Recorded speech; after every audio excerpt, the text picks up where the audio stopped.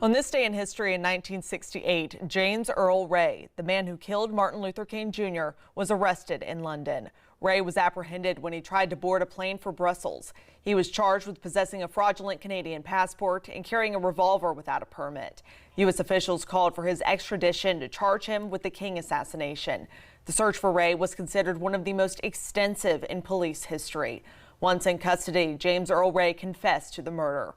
Although he later recanted, he was convicted and sentenced to life in prison. Ray died of cirrhosis of the liver on April 23, 1998, in a Nashville hospital.